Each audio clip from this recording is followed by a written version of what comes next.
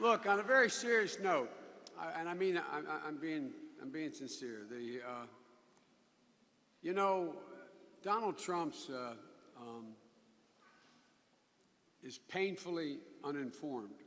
No. This isn't for cheering. I want to make an important point. And his policies are not very helpful for the country. But what bothers me about this race, and I know I'm sort of a one-man broken record on this, but what bothers me about this race is how palpable his cynicism is about the American people. You know, he acknowledged that he didn't pay taxes because he said because he's smart. Makes him smart. Tell that to the janitor in here who's paying taxes. Tell him my dad, who, when he was alive, busted his neck working 60 hours a week, paid all his taxes. Tell that your mothers and fathers who are breaking their neck to send you here, who are paying their taxes. No, I really mean it. It angers me. It angers me. He acknowledged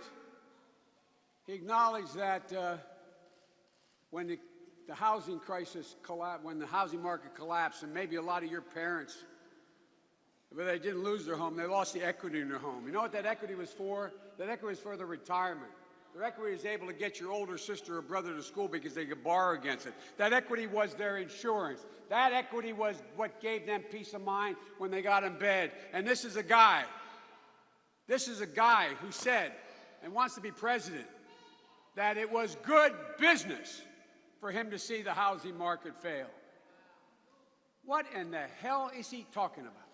No. Really, look, I've been there for 8 presidents, Democrat and Republican. I've disagreed and I've agreed. But every president I have served with, including the Republicans, has had a moral center about what it was to be an American, about what we're supposed to do, about what basic fundamental rights are.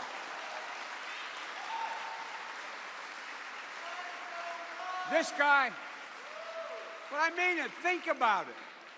Can you imagine Ronald Reagan, the most conservative president we've had in a long time, can you imagine him saying, it's good business to take advantage of people's misery, rooting for that misery? I really mean this. I am not joking. I'm not kidding. What does it say about this man? And he wants to be President of the United States of America. Ladies and gentlemen, you know, he does not have the basic fundamental sensibilities and values that almost every American politician, left, right, and center, I know have. They disagree on how to make things better for people, but they don't take pleasure from you're fired. They don't take pleasure from knowing that they will benefit. That's what Wall Street did. That's what Wall Street, the greatest allocator of capital in the history of the world, went awry because it decided that they could take advantage, betting against the American people. Folks, you know, it's not just those people who lost their homes. It's the business, Wall Street business, that brought this all down, that put us in the place we are, that put us in the worst recession, short of a depression, in the history of the United States of America, and fundamentally impacted the entire world, fundamentally impacted the economy of the entire world. It's the reason we needed to change the rules on Wall Street. Business, the vast majority of businessmen and women are decent. The vast majority of these folks, whether they're doctors or lawyers making a good salary but not in the top 1%, They're paying their taxes.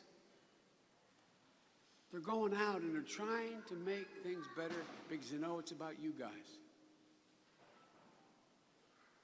To make a profit's a good thing. But usually these guys go out there and the women go out there and they make products, they provide services. That's what I call business. That's what most of the good business people I know think of as good business. But when you're sitting on top of Trump Tower in a semi-golden palace, not a joke, what do you care about the people that I grew up with in Claymont on the Pennsylvania border, or in South Philly, or in the West Side? What do you think? Do you think they think that you should brag about profiting off their misery?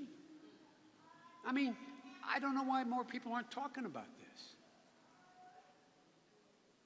People like my mom and dad who busted their necks their whole life, worked and worked and worked to save so they could retire because they didn't want to be. How many times your parents tell you this? I never want to be a burden on my kids.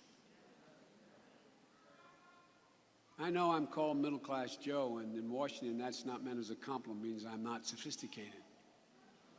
But let me tell you who built this damn country. The middle class built this country.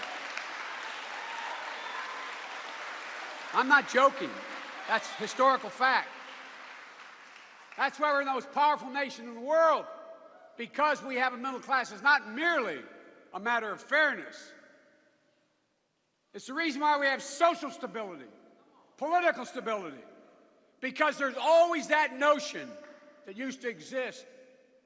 If I work like hell, if I contribute to the profitability of the outfit I work with, I get to share in the benefits. That was a basic bargain Democrats and Republicans adhered to, but not this guy Trump.